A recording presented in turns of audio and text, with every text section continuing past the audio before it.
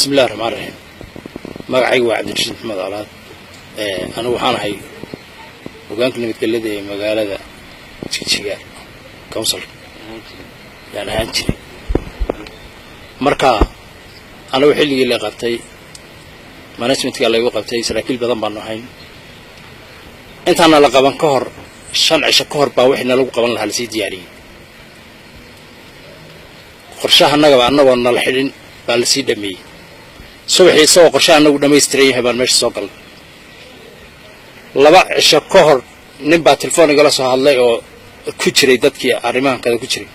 markaasuu yidhi meel xiran tahay waa meeshii wax lagu falanqeynay intii kale way qosleen maalinkaasaan anu dareenka sii qaaday marka waxyaabaha faraha badan saaxiibaday baa ka hadlay garaaca aniga waxa lagaga bilaabayba hoolkii managementkiga lagaga bilaabay intaan xabsiba gaadhin hada sankaygu jabay waad aragtaan oo kaas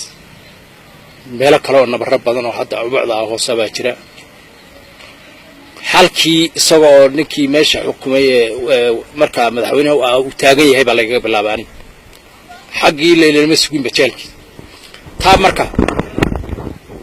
dhibaatada meesha ka jirta aad bay walaaneed waxa kale oo lagu haystay ama feelka kiiska lagu sameeyay dambigaan markan dambe ee meesha la geeyay haystay waxa la yiri walaalkaaba wuxuu soo maray seel wuxuu taageeray baa la yiri markan oo leelafta waa aniga walaalkay oo isagiina taagan oo magaalada jooga anigu waxaan ahaa maamulka magaalada Jigjiga horta cidda meesha la geeyay ama cidda la xilay waa cid horta systemkan qaabka u shaqeynaya nidaamka u shaqeynaya cadaalad darrada ah ka hor timid un weey qofka kiiska lagu xirayo ee loo sameeyo iyo kiiska iyo waxa ka dambeeya xiliga keenaya waa isku mid ma hadi jeer qofka la xirayo waa qof systemka ama nidaamka xukuumadda jiray iska hor yimaadeen way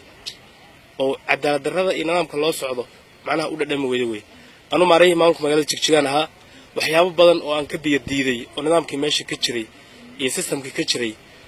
aan ka biyadiiday baa jiray sababtoo ah marka adigu qof damiir la tahay ama nin ragoo damiir la tahay ama qof aqoon-yahan la tahay waxyaabo badan oo damiirka uu ku saamaxay inaad qaadato yaad ku arkaysaa qaab shaqeedka ka jiray xilliga meesha sababtoo ah waxaad arkaysaa in adiga uu la doonay in lagu shaqeysto cadaalad darro badan shacabka lagu sameeyay shacabka magaalada Jigjiga ka jiray cadaalad darro badan baa lagu sameeyay hantidooda la boobay cid la rabo in la isticmaalo waa adiga wax qoraal ama cadeyn ah in lagu qoro oo amar oo lagu siinayana ma jiro waxa la rabo inaad ku shaqeyso waa afwey horta waxyaabahan ka biyadiiday ee isku dhaca annaga iyo systemka xukuumadda meesha ka jiray aan ka biyadiiday taaba maalmaha kamid ah anaga meel la soo maray la yahay oo arrinkaas uu jiro waxyaabo badan oo la yiri fulin aan ka hor imid sababtoo ah dhul shacab la boobay hanti shacab la boobay magaalada aragtay baa dad shakhsiyaad ah oo nidaam qabiil iyo nidaam danaysi loogu eexanayo yaa laga siinay dhul iyo baalka laga siinay dadkii lahaa oo taagan oo yahay dadka la siinay taana macnaha wax cadeyn oo lagu soo qorahay lagu leeyahay waxaas halka fuli ama qofkaasi ma jiro telefoon bal rabaan in lagu soo sheego hadhow qofka mas'uuliyadda qaadayna noqotaadi taa horta waa ka biyadiiday muddadii dambe oo dhan midaan ku shaqeynay meen ahayn markay arkeen inaan ka biyadiisanahay nidaamka noocaas aan ku shaqeynay yaan cadow u noqday macnaha xukuumadda iyadoo sidaa tahay oo meel la soo maray la yahay yaa arrinta shibiliin wiil baan isku dhacnay xafiiska ka shaqeeyay maamulka magaalada kiiska noocaas ah waa la bedelay isku dhaco arrin waxa weey shibiliin lagu xalin karo oo komiteyga xafiiska nidaamka institution sidoo ahaa inta loo sii yimaado yaa khaldana yaana khaldana inta la dhaw sababta markay shaqo jirto uu isku dhaca khilaaf yimaada isku dhacanagi ma noqonin mid macnaha lagu xaliyay xafiiskii mid wuxuu noqday in lagu adeegsado cadaawaddiina loo qabay ee xukuumaddu ee amar diidadaheed ee cadeynta iyo soo qara waxaad igu soo amreysaan warqad baan idinka baahanay ahay iyo waxay noqotay mid lagu dhibaatay xabsiga horta dhibaatada kale jirta xabsiga qofku kiisku ku galayba maaha 5 kiis oo kala loo sameeyay kiiba ma ahaba muhiimadda aanu marka halka waxa uga socdaa sharciga baa la fursaday sareyntii sharciga meesha ka baxday oo waxa gashay sareyntii shakhsi baa sareeyay hadda ee sharcigu muuna sareeyay taa marka hadduu shakhsigu sareeyo waxay noqonaysaa kolba wixii ku soo dhaca waxa la sameeyay imika shirqollada la sameeyay hadda dadkan banaanka jooga ama ganacsatada ama dadka kale ee banaanka jooga ruuxii la maagan yahay caawa kala xabsiga qorshihiisa laga soo dhameystiri ruux halkaasaa laga soo waxayn ruuxaad aqooninba caawa inta lagu soo saaro lagu odhan hebel wax ka sheeg ood ku qasban tahay hebelkii aad aqoonin la joogin inaad ka sheegto 13 bilood baan anigu ku jiray ciqaabta xilligii daacuunku dhacayay godka anigu suurigan ku jiray ruuxii ilaahay dilan baa dhimanay suurigan anigu ku jiray baa lagu shubayay shubankii dadka laga soo qaaday kan anigu ku jiraa yaa lagu shubay maalin waxaan garanayaa meel duleelka akeyga wasiirka caafimaadka marka xasan la oran jiray yaa waxa la tusayaa dhulkii baanu nadiifinay baa la leeyahay oo meel walba waan hagaajino meel duleel akeygay anigu suurigan baan ku jiraa gudihiis kaas lagu shubaya meeshan lagu shubaya wax baan ku jiraa bismillaah anu magacaygu waa Cumar Sheekh Maxamed waxaan ahaa gudoomiyihii hore ee Beercaano kadibna Ararso gudoomiyihii labaad Ararsan ahaa anu Ararso joogay waxa dhacday waagii xisbigu uu isqabsaday isqabsiga xisbiga ay kala jabeen ayaa Ararsan joogay anu waxaan ka mid ahay xubnahan loo haysto SSI loo haystay baan ka mid ahaa dhalinyaradan saaxiibada ah masuukiis ay ruantii oo kiis ka duwan ama ma shay karo shaqaalaha dawladdu ama dhammaan suukiis baan ahayn haddaan xagga cadaaladda aan ku soo in ka sheego cadaaladdu waa say sheegeen totally wax awta cadaaladda ama maxkamadda horta ma jirin run ahaantii markii la soo gaabiyo weeyaan anu akale aan sii dhahayn haddana cadaalad ma jirin totally wax sharci la mariyay ma lahayn aniga waxa la xukumay 12 sano run ahaantii cadaalad darrada meesha ka dhacday waxa ka qayb qaadanayay institutionada ka jiray heer deegaan ya ka qayb qaadanayay sababta qofka markii case ay maxkamadda ku xukunto loo waayo xafiiska cadeymaha laga soo qoranayay wuxuu ahaa xafiiska auditku muxuu soo qorayaa anu waxaan ahaa anu wax financial ma maamulayn physically baan ahaa inaan macnaha waxyaabaha macnaha qof macnaha physical maamulay baan ahaa financial hay'adaha xilsaaraa ما تشيل لوسي حنا موقون هالبالك لوسي حنا أنا أكون ما مامولين إذا تاسو تهاي يا وحلا صوص سمينا يا كيس ولا صوص سمينا مالك يقول رئيس وحلا صوص سمي كنتري 2 مليون يا أمتين. بسم الله الرحمن الرحيم أنا ما عيو حلها سنة حسن راجع أنا مريك حوينكي مانجمنت انستيتيوت يا هراء أنا وحلا قفتي سالي تونكي مسكرم لو كنت استدي مركا أيضا اللي قفتي maalmaha kamid ayaa warqadii kaani oo la yidhi waxaad ku qoran tahay goona gado warqadii waan soo qaatay inaan tagaan u diyaar garooy marka waxay jirta marka anigu diyaar garoobayo inaan baxar rabo yaa la soo hadlay waxa la yidhi shaqadii xukuumadii xisbigu u qortay ma tagtid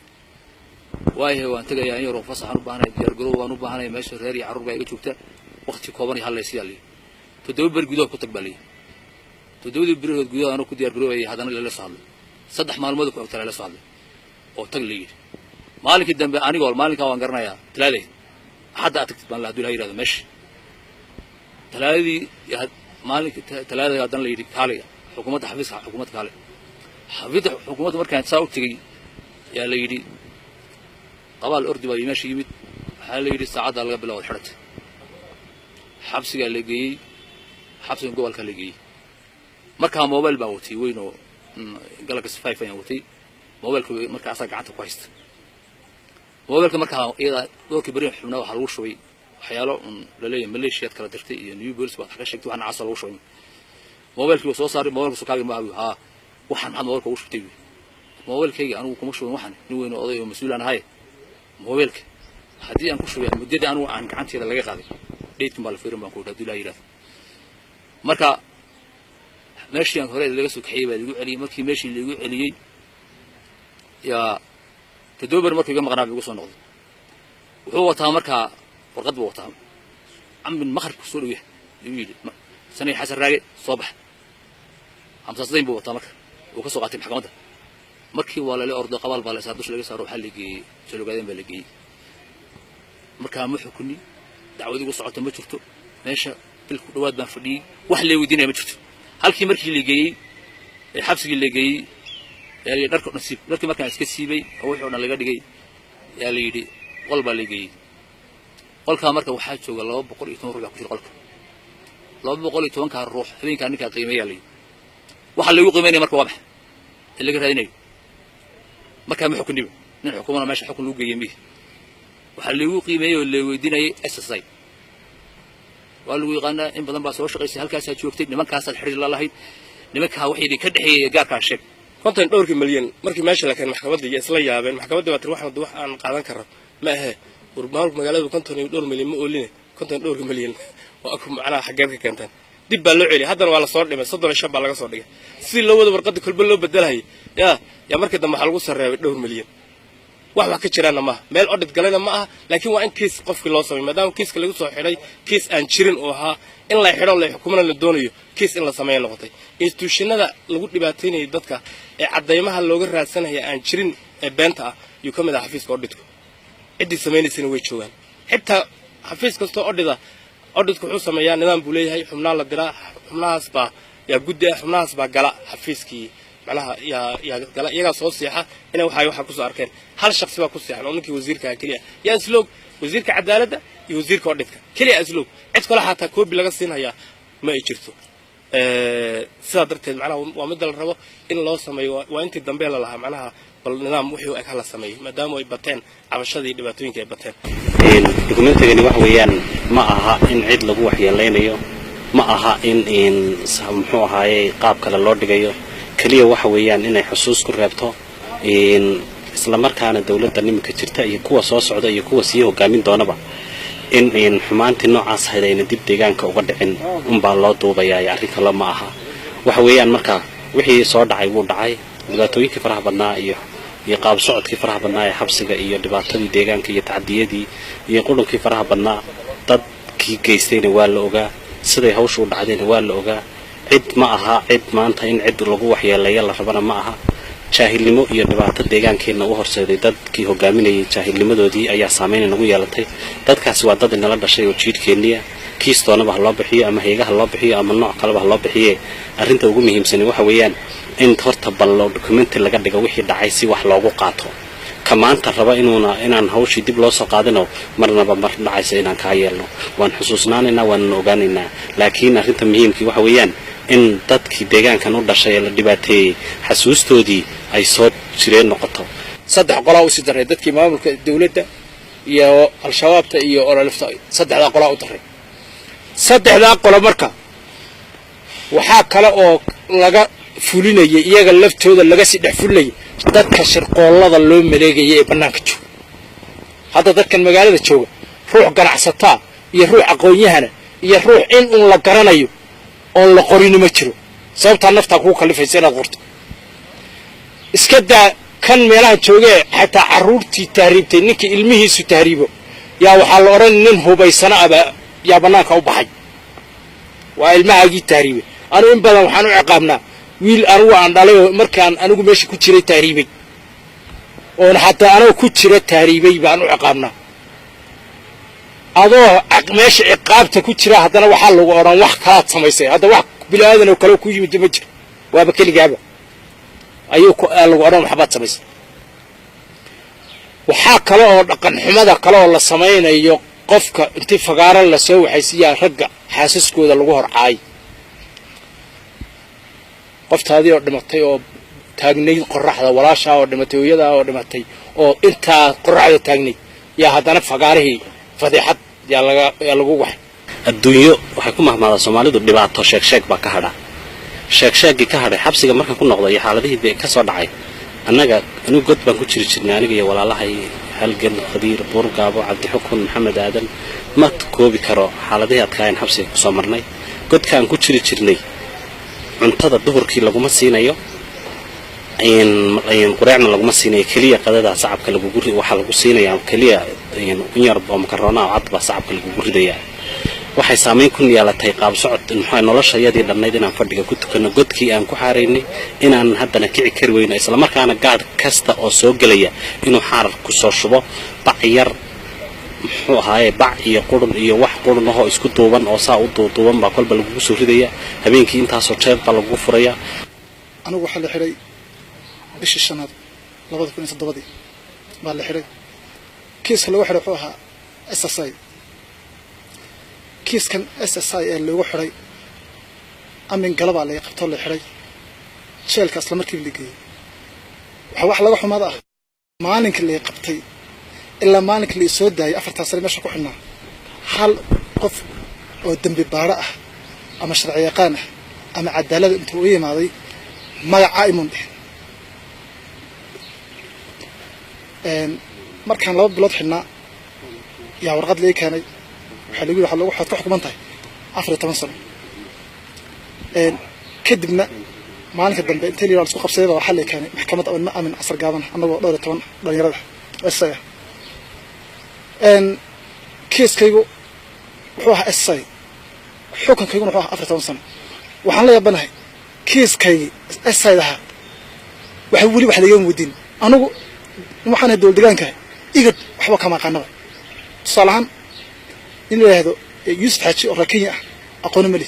لكن وحن أكثر قانا إنه يهنن متقنا أصل جس دقيقة كانوا رش من اللي هذا محمد عبد الأفي رسول الله يجاب كشقية ما قام من اللي هذا محبوب أنت هصلا حكومة وسر يسهلكن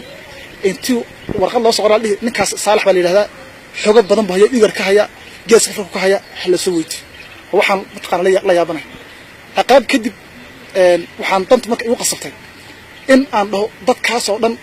ما تقنا وحاهن أسي صالحان كيس كي عن له رجودي مركل له وحرب الشيخ إبراهيم وأسر كيس رأنا ولا شيء إنه خد الصاجلة أو ما تقنا كيس كالله هذا الشيخ إبراهيم أنا وحليه ودي حيابها ما تقنا عن له وحكم ده ضدك هذا ديانك شو ضد بحيل ما تقنا أرما أنا قبستي يتبع أنا قبستي أرما مالكي أنا ورفاصا وعقابا وقد كتير أي نوعي مادان حقوق إنسان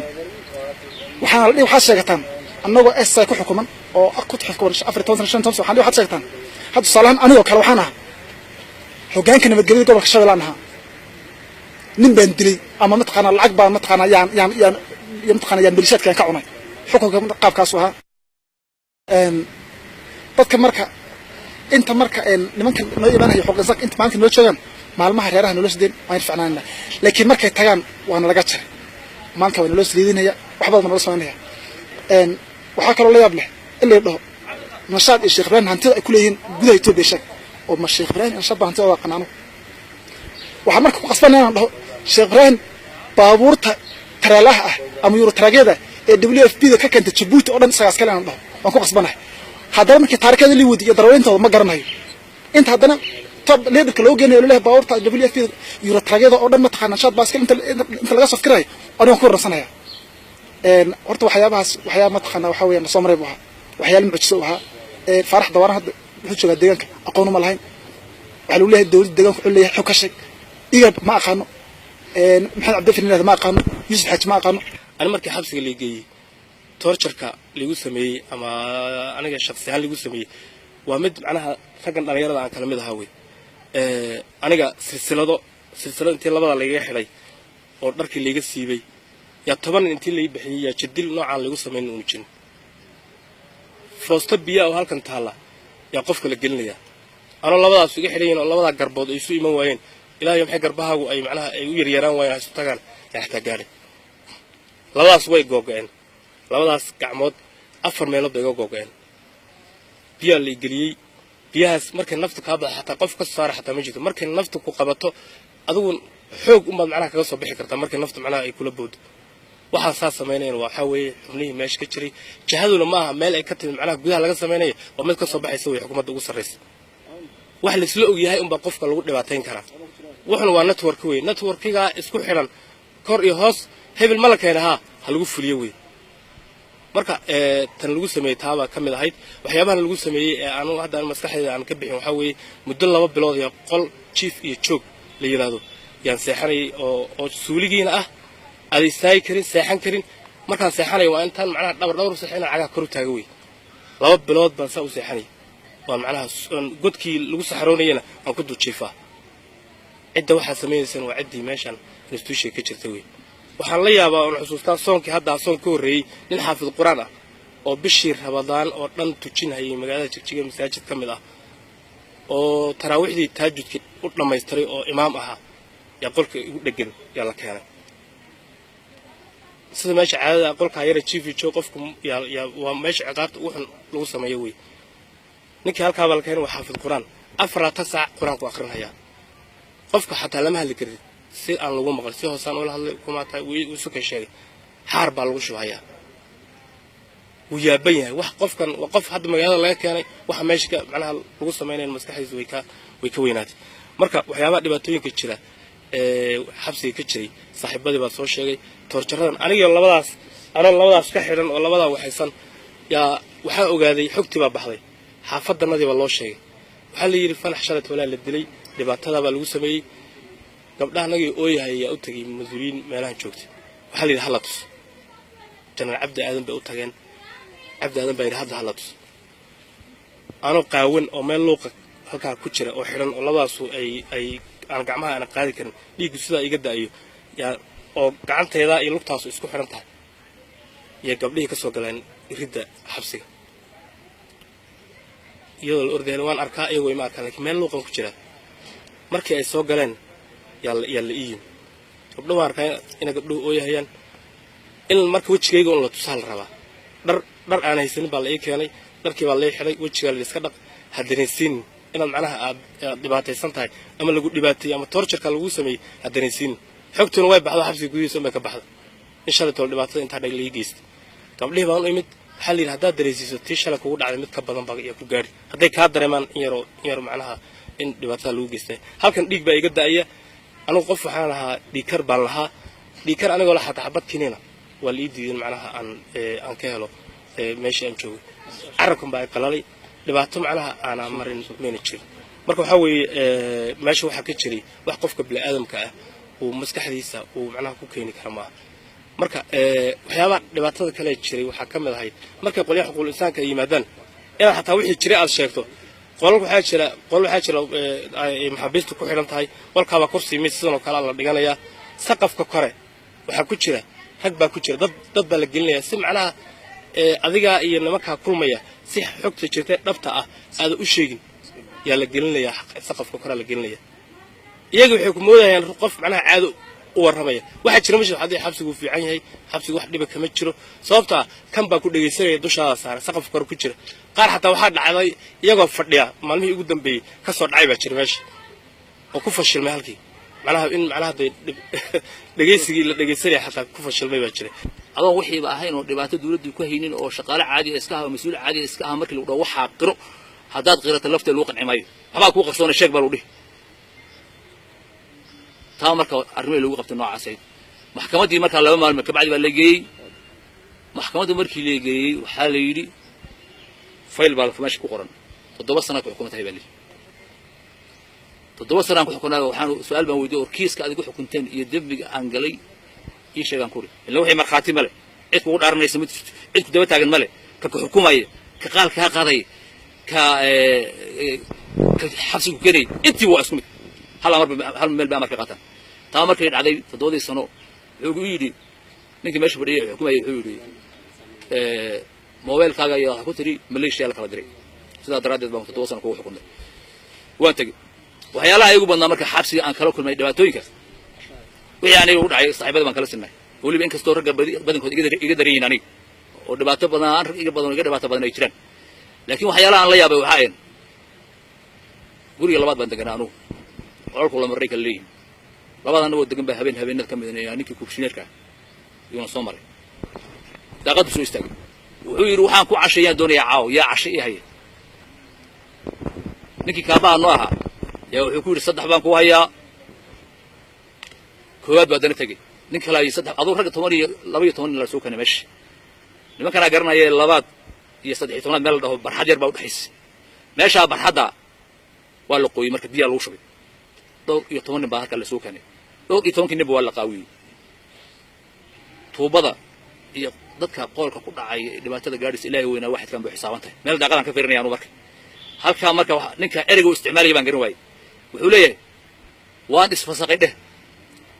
waan isfasaqay dheh markaas ayuu ka daba dhayaan waan isfasaqnay ereygan la yaabay waligii waxaan u casbo hadla marka war mis fasaqadeen waan isfasaqnay ka daba dhayaan waxaan iska fasaqnay waxa weeye ma dambigi loo haystayba ma wax u xidhnaayeen marka ma sheegayaan laakiin ereygan buu sheegay asagu taa horta waxyaalihii meesha ka jiray bay hayaan la yaabay tan kale ashawada inta meesha la keenay dadka lagu xabaalay iyo dhibaatooyinka saaxiibadii waxay sheegi maayo waxa kaloo jirtay anigan kula hadlay raggan agteeda fadhiya laftooda 6 maalmood iyo 6 habeen baa u taagnay meesha taaganay waa suuli niman la dhaho sirasiraad oo nin walba qool weyn haysto yaa ku daba taagan ruux bilaadan oo 6 maalmood iyo 6 habeen meel suuli oo biyo qoyin taagan saa markaad u dhacdo ama u fadhiisto halka maskaxay laga qolka laga dhufo waxa kaloo jirta meel shabeel iyo dhurwaa qol yar oo leeyihiin baa jira qolka shabeelka iyo dhurwaagu ay ku jiraan caasha iyo cali shabeelad laba shabeel iyo shabeelad caasha iyo cali la kala yiraahdo iyo dhurwaa yar baa jooga meeshaas waa qol yar oo aad u yar kaasa hoosta laga gelinayaa iyagu kuma cunayaan wax dhibaato ay ku keysanayaan ma jirto laakiin meeshu duldulaal bay leedahay qori baa lagu qodqodaynayaa way ku jiidayaan meeshu waa madow habeenkii halkaas adiga iyo shabeelku isla hurdaysaan isla hurudka habeenka shabeelka halka noloshaada daynu shabeel kula hurdo ama dhurwaa kula hurdo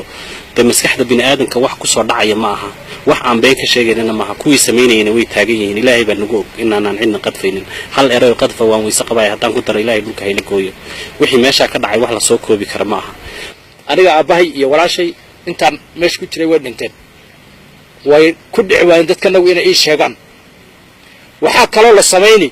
marka laga qaado dadkiina alaabta ee booqashada lagu yimaado laguma siinayo dhibaatada kale meesha taal laguma siinayo ma weydiisan kartid alaabta lay keenay away ma oran kartid dadkiini maalin walba way imanayaan oo iyagu in lagu siinayay moodayaan oo way keenayaan kuma oran kartid ay keenin marka taatiga la sameeyay dad waxa laga yaabaa in waxyaabaha la sameeyay inay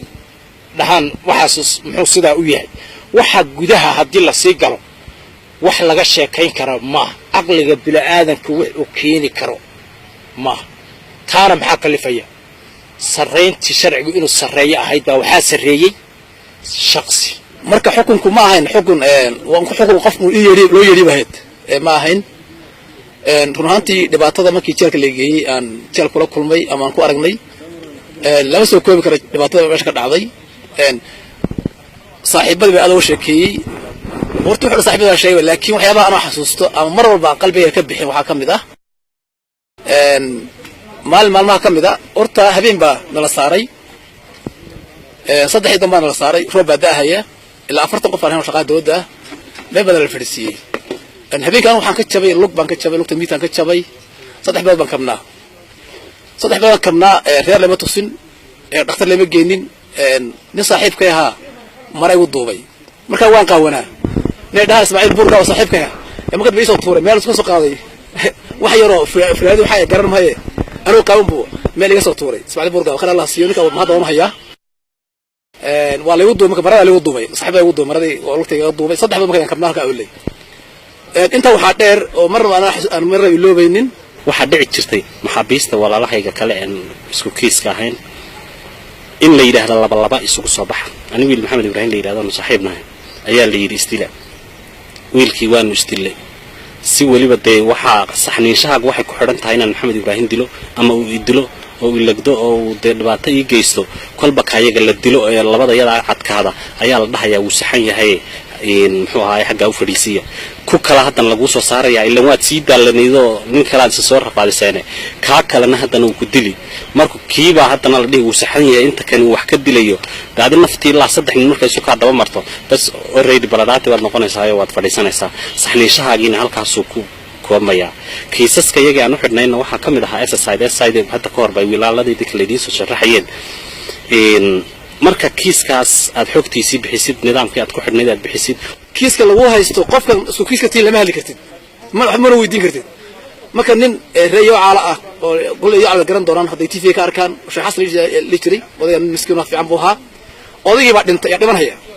odagu uu naalaya macna uu neef gurmaya wana artay sarti u degay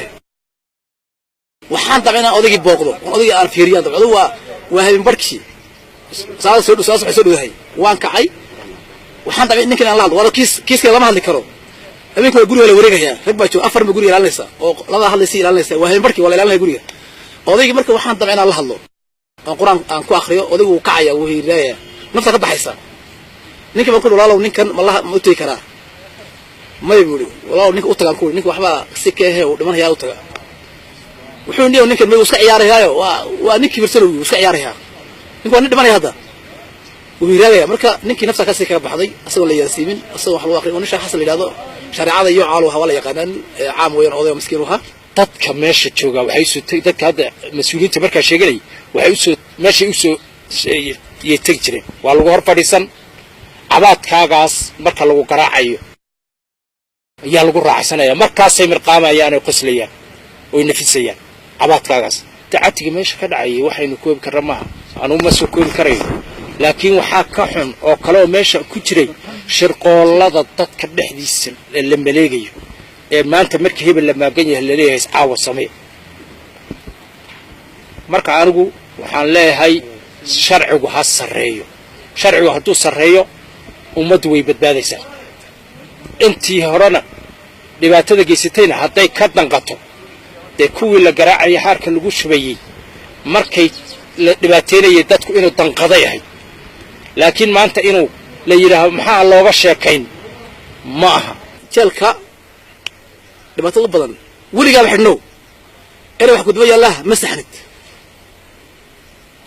ereyga waa ereyga ugu daran jeelka waxaa lagu leeyahay hebel ma saxno cabdi hebel ma saxno si kasta yeel wax kasta samee wax kasta qor hebel ma saxno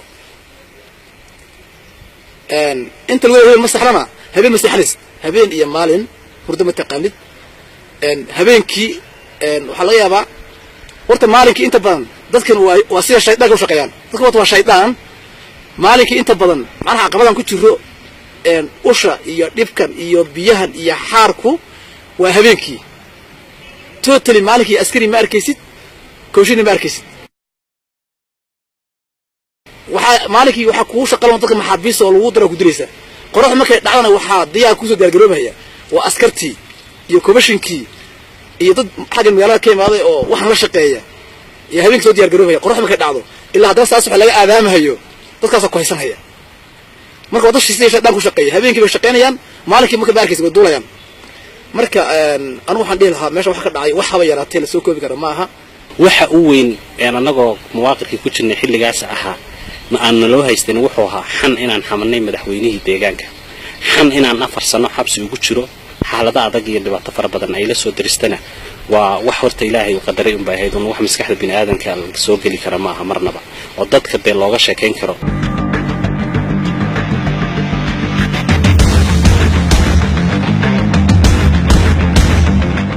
horta 9 bilood caqabad ku jiray 9 bilood gacmaha taagi jiray ilaahay uu nafta naga qaado qofku naftu oo jiro macnaha adduunyo iyo reeri iyo caruuri iyo xaas iyo totally marka ma xasuulaysid marka waxa adigu ku fikraysaa ilaahay wax culays ka qaado dhibato nin saaxiibkay Cabdirasaaq khayr Allah siiyo yaa wuxuu dhihi jiray marka naftu aniga bixi weeday ilaahay oo gantaal ka soo halaabay Mareykanka oo fakad ah muu nagu dhaco aan rugmanabe oo eridii Cabdirasaaq ka mid tahay marka naftu waan macnay already anu isma lahayn waxaan dhihi jiray niyo ma laga yaabaa oo kaliya fikirayo dhihi jiray ma laga yaabaa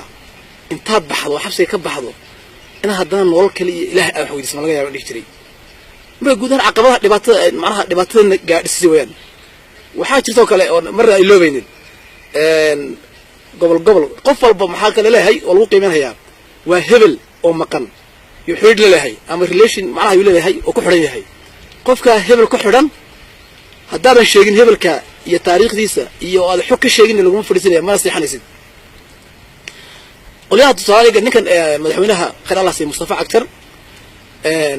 anu aqoon guud ma lahayn laakiin xabsigan ku bartay aqoontiisa run baa fiican qof reejareeda ama dhagax buur laga soo xiray hadduusan Mustafa Aktar uusan qorin uusan xog ka sheegin horta ma farsan jirin ma naseexan jirin totally ba waa qofku aduu yahay dhagax buur ama jirar yahay waa in marka koobaad horta uu sixitaankiisu waa Mustafa Aktar inuu qoro oo wax ka sheego dambi marka la xabsa ku bartay Mustafa Aktar ma aqoon wajis ma aqoon marka waa dhibaatada waa lagu qasbayaa wax ka sheegto qof kala lagu dhig hebel oo aqoon wax ka sheeg waa ka sheegto qasban tahay waxa la yaab leh oo waxyaabaha aan la yaaba ma taqaanaa nolosha reerku yarta kamid ah waxaan qol ugu tagay niman rajarar ah oo qol ugu dhawaateenay aniga dhawaatay kamid aha aniga dhawaatooyinkayga waxa kamid aha in xaaska aan qaba ay jarar ka soo jeedo taas kamid ah oo lagu dilay usha lugu waan ka jabay indhaha hadda dhammaantan ku yeelan inta badan aan qabnaa anagu haddana maxaabiistii indhaha wax fiican kama aragno waxaas aniga waxa iga daraa oo marnaba aniga aan iloobaynin waa taagni bas waxa loo dhaqada la soo istaagay esta hala yuuqo hala taa yuuqtan waa taagni waxa laga yaabaa 15 bari 20 bari kuba limit beelada la qabanayo marka anagu taagan waxa dhacday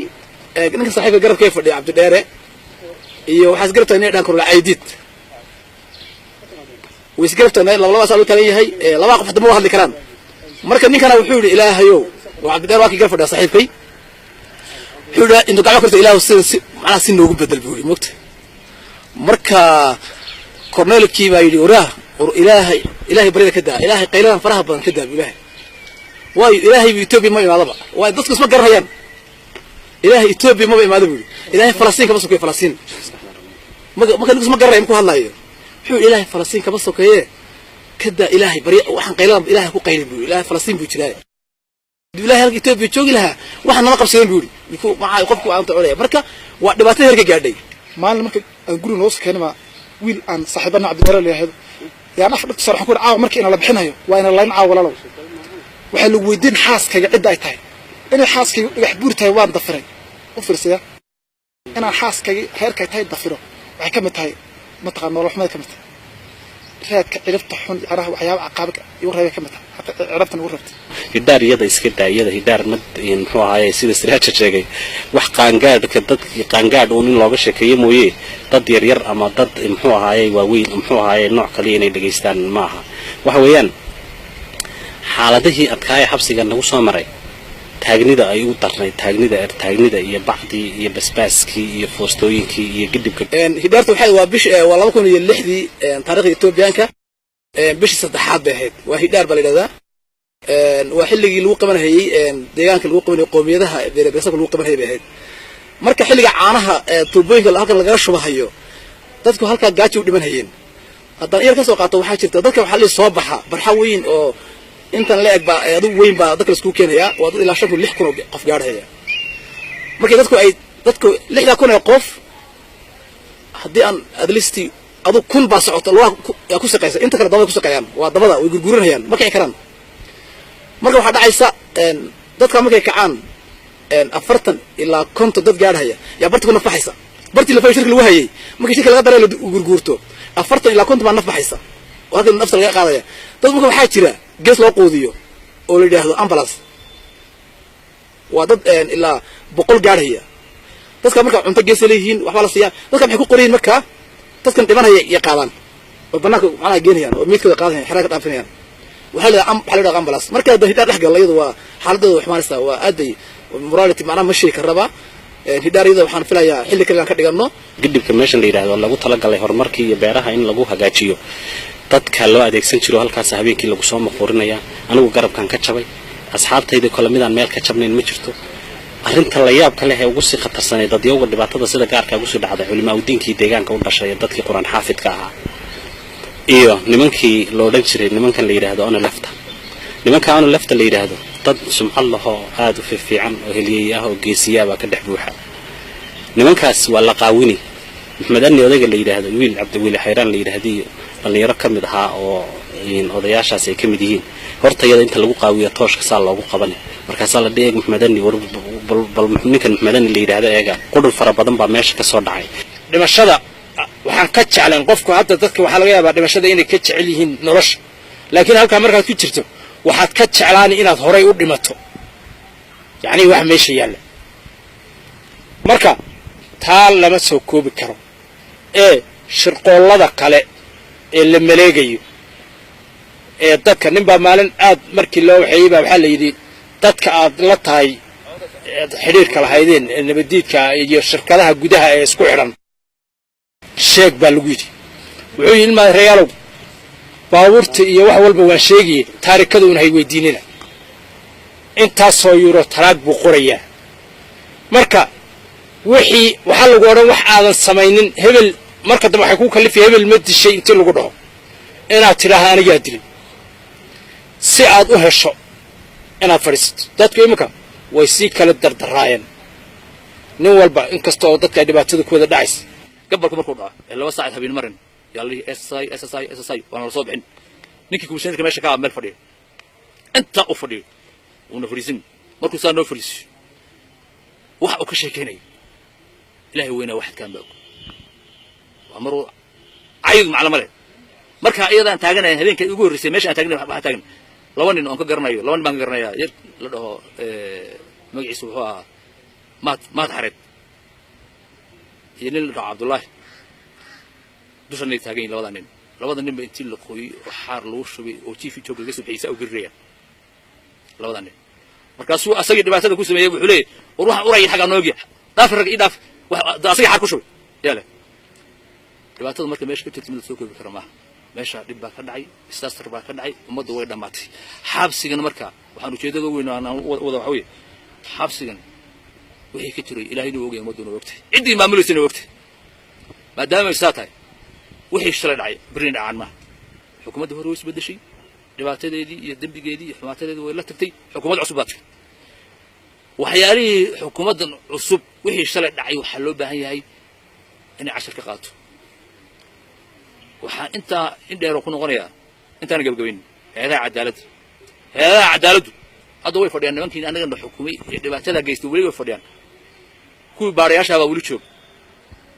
kuwii kiisa adaleen kuwa sameynaya weli jooga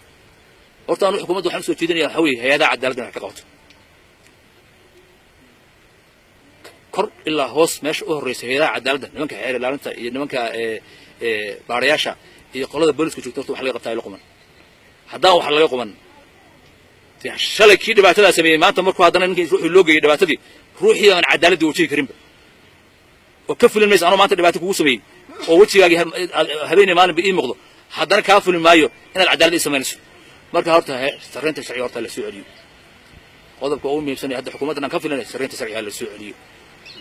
in wixii dhibaato jirtay la caafiyo anigu way la qumatay wixii dhacay way dhaceen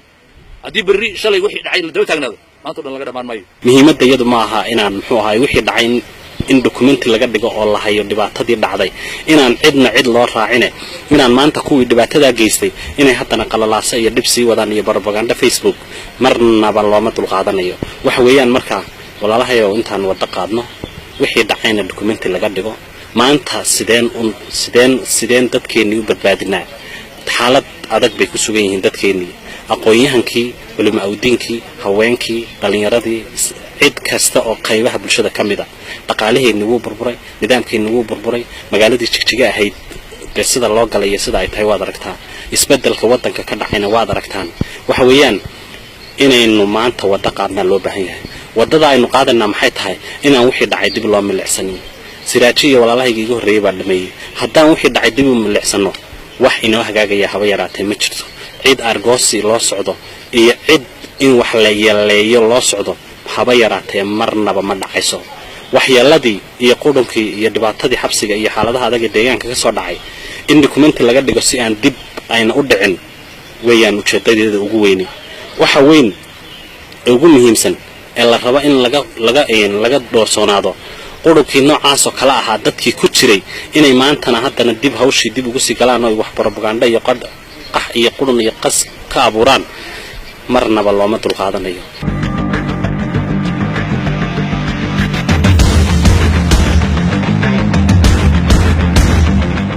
markaan waxaan dhihi lahaa ruuxantii isbeddel la imaaday isbeddelkan wuxuu ku imaaday dhibaatadii ummaddii markii ay ku dhacday dadkii ka dhiidhiyey yaa keenay ilaahay baa horta markii koobaad keenay alxamdulilah ilaah mad celinaynaa kadibna dadkii ka cararay ama dhibaatadan ka dhiidhiyey baa horta keenay marka waxaa la dhibaatadii ayayna soo noqonin dadkii dhibaatadan geystayna annagu hadda waxumaysanno hadda anigu indhaha aad wax ugama arko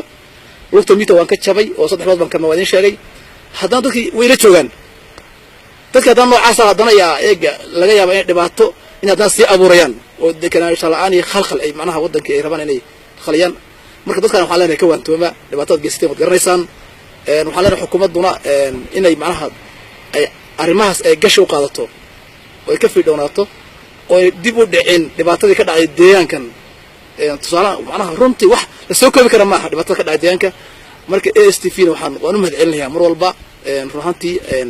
hadda ay arrimahay wadaan waa arrimo fiican iyadana inay macnaha hawlaha saa usii wadaan barnaamijka ku barnaamijinayaa aad baad u mahadsantiin waan salaamayaa kulli waxaan arrinkan uga jeednana waxaa weeye in dadku ay u noqoto tusaale ay macnaha faham ka haystaan dhibaatada nidaamkii jiray systemkii jiray ay sameynayeen ama shacabka ay ku sameynayeen inay tusaale u noqoto waa inay documentary noqoto waa in la soo daayo waliba dadku ay ogaadaan waxa dhabtay jira in macnaha mar walba ay socoto barnaamijyaan u socoto ma taageerino oo dad badan oo macnaha waxan markay maqlaan maskaxdoodu macnaha dhibaato badan sababta anaga maskaxna dhibaato badan baa soo gaadhay hadda waxaan dan kale hayba ma jirin haddaan dhimano iyo haddaan noolaano waxaan dan kale ma jirin marka waxa weeye in dadka nafirkooda maskaxdoodan ilaalino yaa loo baahan laakiin waxaa jiray inay ogaadaan waa qasab weeye in nidaamkii jiray iyo systemkii jiray dhibaato uu ku ahaa shacabka oo dhibaato intaa la eg ay ka jirtay deegaanka waa in horta ay aaminaan waa inay gabadaan dadkii noocaas sameynaya waa inay dhuntaan inay maanta meelaha ka hadlaan macnaha may aha haddii maanta wixii dhacay aynu dib u milicsano ruuxi nagama soo hadhayo kumanaan kun oo heega la dhaho kumanaan kun oo liibi boolisa kumanaan kun oo SSI lagu laayay kumanaan kun oo laf lagu laayay shalay waxaan arkay askari liibi boolis oo calanka oo lafta wan calanka oo lafta iyo calanka deegaanka labaduba waa isku mid dad un baana kala dhex taagnaa dhaantada maanta ay onalaf ka tumanaysa guunarkado waan soo dhawaynaynaa waa dadkayagii waa dhallinyaradayadii way ku baaba'een deegaanka way soo jajabeen way soo rafaadeen kumanaan kun baa u dhimatay deegaankan xaalada adag baa la soo maray deegaankan ama ku liibi boolisa ha ahaado ama ku onalafa ha ahaado ama ku al-shabaab ku dhintay ha ahaado ama ku si kale dawladda ugu dhex dhintayba ha noqdo ama ku xabsiyadii ku dhintayba ha noqdee tacadiyadii deegaankan ka soo dhacay inaynu dib u milicsano maaha maanta sidaynu wadda u qaadi lahayn aynu isu cafin lahayn aynu qorshe u samaysan lahayn deegaankan cadow fara badan buu leeyahay dhibaato fara badan baa la soo diristay walaalaheena Soomaaliya Somaliland Djibouti dhammaanteen wayna garab taagan yihiin waxaan iyagana ka codsanaynaa wixii deegaankan ka dhacay ee dhibaatada ahaa ee saameynta ay ku yeesheen dadkii Somaliland jijiga ka soo galayay ee lagu dhibaateynayay meeshan la yiraahdo magaalo qaran walaalahayo waanu inaad naga cafisaan baan rabnaa wixii soo dhacay maantana dad walaalahoos dhex mari karaynu nahay inaad ruuxa deegaan jijiga ka soo cararay Hargeysa inuu si nabadgelyo ugu nasto jijiga inuu ku nasto Garowe inuu ku nasto Djibouti inuu ku nasto Muqdisho inuu ku nasto dad walaalaa inay noqono oo aynu maanta wadda sidaynu u qaadi lahayn sidii aynu qorshe u samaysan lahayn inagoo isku mid ah geeska Afrika baawarka ugu weyn waa Soomaali maanta hadday tafaraaruq iyo dhibaato ay ka bixi weydo wixii soo dhacay wuu soo dhacay deegaankan wixii ka soo dhacayna dad yar oo gaar ah geystay Soomaali waanu jecelnahay waanu doonaynaa waanu garab taaganahay waa walaalahayo mar kastana wayna garab taagan yihiin wixii soo dhacay iyaga laftigoodu inayna dib u milicsanine inay tusaale u noqoto dawladda haatanka arrimisay Mustafa Cagtar uu hogaaminayo inay u noqoto cashir dadkii waxa geystayna ee maanta Facebook-yada kale ayaan wixii dib loogu noqonin waa loogu noqon documentary way noqon xusuusna way ahaani laakiin iyagii waxaanu leenahay guryihiina ku jiro oo si nabadgelyo ah aynu u wada shaqaysanayno aynu u noolaano waxaan markaa u jeedaa mataqaana barnaamijka SR TV waxaan jeedinaya barnaamijkan silsiladda horta waxaa magaciisa horta la yiraahdaa waa run horta rumayso way barnaamijku waa run cid kasta horta rumaysto marka waxaan kula dardaarmayaa dawladda Soomaaliya anagu maalmihii u dambeysay bilihii u dambeeyay waxaan loo keenay nin commissioner loo keenay Mustariq la yiraahdo aad baan u madcelinayna inta ilaa ka sugaysa noloshaanada Mustariq ba gacanta ku hay markaas noolaanay oo nabisanay oo ma taqaanaayo nolosha ruuxda nagu soo noqoto oo nugda saxan waxa marka dawladda ma taqaana madaxweynaha ku codsanaya ninkaas intuu booliska haduu xataa dhib geystay jeelka wuxuu ka sameeyay nolosheed baa ka wanaagsan intaas lagu afiyaan leeyahay isagana ma taqaana abaal buliyahay waxaan ku soo gabagabeynayaa barnaamijkan waa run horta hal rumaysto is-afis iyo is-jeclayna ma taqaanaa waxaa way dadka wax dul qataan mana lihin dadka halasku ma taqaanaa hala kala argosto ma lihin waxaan leenahay dadka waxaan rabnaa inuu document noqdo oo kaliya wasallahu marik assalamu alaykum wa rahmatullahi inay wixii soo dhacay xabsiga ka soo dhacay iyo xaaladihii adkaa ka soo dhacay marnaba mid la soo koobi kara maaha mid aan ka sheekayn kara maaha inaan durwaa la hurdo ama aan shabeel la seexdo ilaahay baa horta qadaray iyo jaahilnimadii deegaankan iyo dadka hogaaminaya qayb ka ahaayeen guri yar oo jiingad yar oo madow oo dulduleesha oo yar oo kooban inaan aniga iyo shabeel iyo durwaa aan isla hoyano waa waxday maskaxda bini'aadanka aan marnaba soo gali karin in anoo hebel oo jiifa ama walaalahay oo jiifa oo sida inta lagu seexiyo xaar afka saxaro lagu shubayo waa waxyaalaha maskaxda bini'aadanka aan soo galinin laakiin u baahan in documentary laga dhigo si kastaba ha ahaatee maanta waxaan u baahanahay wixii dhacay inaan dib u eegin inaynu maanta dawladdeena garab istaagno isbeddelka uu abi horumarka uu wado iyo isbeddelka uu wado maanta uu ka wada wadanka inaynu garab istaagno oo aynu gacmaha isqabsanaba loo baahan yahay wixii soo dhacay wuu soo dhacay inaan wax ka sheekeeyo sii khatar oo aan halkan kusoo sheegi karin marnaba uma baahni mana raba inaan kasii sheekeeyo hidhaar dadkii ku baaba'ay iyo dadkii ku dhintayna iyadana simsir sirkooda iyo ciddii geysatayna waa la ogyahay laakiin dokumenti bay noqonay mid argoosiya ma noqonayso haba yaraatee si kastaba ha ahaatee waxaan soo dhawaynayaa isbeddelka waddanka ka hana qaaday shacabka deegaanka Soomaalidana waxaan ku boorinayaa inay dawladooda garab istaagaan dawladdu waa shacabka dawladdu waxay ku tahay dawlad waa shacabkeeda shacabkan tafaraaruqa iyo propagandada lagu dhaxwado walaalahayo ha laga daayo ciddii hore dhibaatada u geysay ee jigjiga 3 daqiiqo ku burburisay maanta inay haddana propagandana sii dhaxwado walaalahayo naga joojiyay idin ma dulqaadanayna nala noolaada oo dawladda garab istaaga oo dadkiina ku dhex noolaada wixii aad soo geysateen waad geysateen wixii dhacayna wuu dhacay maanta ma waxaanu idinku kari laanahay aynu wada noolaano oo aynu dawladdeena garab istaagno oo dadkeena iyo dhibaatadii ku soo dhacday aad idinku geysateen aynu iska cafino waxna waa in laga sheekay hadda argoosi alla kala argoosta ama hebel bay u sameeyay ujeedadu ma laakiin waa inay dadku wax ka bartaan si ayna bari kuwa kale saaxiibadana aysan ugu dhicin marka aan waxaan leeyahay oo ku soo gabagabeynayaa sharcigu ha sareeyo mar walba ujeedada iyada ugu weyn waa inaynu isxafino isu dulqaadano kuwii waxa geystayna aan indhaha lagu gubin iyaga laftigoodana inay maanta ayna iska dhigin muxuu ahaayay dad shisheeya jaahilnimo iyo hogaamintii waddankan ayaa sabab u ahayd inay shacabka deegaanka iyo dadkii magacyada kala duwan ee heegada iyo nidaamka loo bixinayay inay saameyn ku yeelato inay dadkii isnacaan Soomaali way isnacday oo fara badan baa la kala dhex dhigay deegaanka dadka degan ee qabiilada kala duwan ee qabiilada Soomaali baynu nahay qabiilada ah waxa weeyaan in muxuu ahaayay shirweyne la qabto walaalo lagaga dhigo shirweyne lagu mideynayo walaalaha Soomaaliyeed in la qabto oo la iskarab istaago oo aynu noqono dad mawqaf leh hebel baa reer hebel halkan la geeyay hebel baa reer hebel halkan la geeyay xilku kursigu hal qof uu qaadaatay ciddu Ilaahay qorin bana tagi waxa weeyaan marka inaynu isjiid iyo dhibaato noocaas ay nala soo daristay laftigeedu iyadana waa arrin cawaaqib xumaa dimuqraadiyadda laftigeedana sidii Siraaj sheegay in lagu hafta ma aha in lagu hafta ma aha in nidaam kale loo adeegsadana ma aha dimuqraadiyaddu waa wixii aan halganka iyo xaaladaha adag u soo marnay ee xaarka loo cunayay waxa weeyaan marka inaynu cid kasta aragtideeda ay cabirto in Mustafa Cagjar wax laga sheego in dawladda wax laga sheego in shacabka wax laga sheego dhammaan waan soo dhawaynaynaa waxaan u ordaynaynaa sidii madaxweynuhu sheegay waxa uu qoraal uu beejkiisa ku soo qoray aad aan ugu farxay wuxuu ahaa markii xaaladihii dhismaha dawladda lagu jiray ayaa qabiilba meel shir ku qabsanayay oo xaaladaha kulay sidii dawladda loo dhisay ay dhaliil ka jirtay wuxuu yiri waxa way ugu weyneen u halgamaynay ama shacabka isbeddelka u rabnay inay ka hadlaan ama ay dhahaan maanta hebel ma rabno ama qofka noocaas ah loo geeyo ama saamiga iyagii ma naan qaadanin ujeedada iyada ugu weyn waxay ahayd buu yiri inaan maanta ay dareenkooda cabiraan shacabku tiina way dhacday inaan nidaam kale u adeegsanin oo aynu maanta garab istaagna dawladdeena isla markaana aynu maanta dadkeena sidaynu u samatay bixin lahayn aqoonyahan qaybaha bulshada nooc kastaba ha noqotee qof kasta kaalintiisa waxa looga baahan yahay inuu maanta sidii aynu wax u noqon lahayn sumcadeeni iyo sharafteeni iyo colaadii faraha badnayd ee deegaankeena ka soo dhacday dadkii walaalaha ay la kala dilay Mustafa waxaan mar koobaad iyo mar labaad iyo mar saddexaad culimaa diinka garaadka dhamaantood waxaan ugu baaqayaa in marka hawlahan inaga dhamaadaan horta dhisida dawladda iyo systemkani in shirweyne Soomaaliyeed oo dadkan walaalaha ee deegaanka degan ee la kala dilay sidii walaalo looga dhigi lahaa dibna la isugu soo celin lahaa waa la isnacay dhibaato ka soo dhacday deegaanka xaalada adag baa la soo maray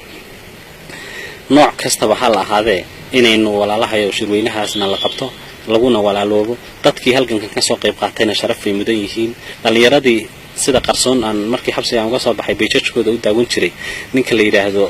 Cabdirashiid Cali Shucaa iyo Jigjiga Maan iyo Samatar Cabdifar Shafeec iyo Mustafa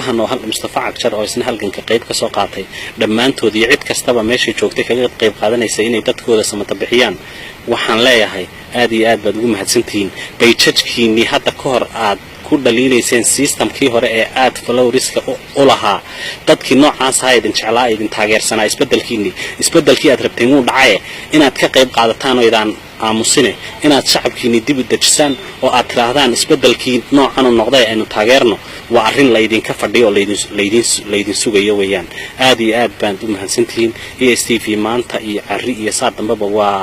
waa telefishinka yagii waad mahadsantihiin inaad ka qayb qaadataan technical wixii raay soo khaldamay dib ha u eegna ka qayb qaata shacabkiina meel kasta taga meel kasta horumarku ka jiro weel kasta oo u baahan in bulshada lagu dajiyo inaad tagtaan baa loo baahan yahay aad iyo aad baad u mahadsantihiin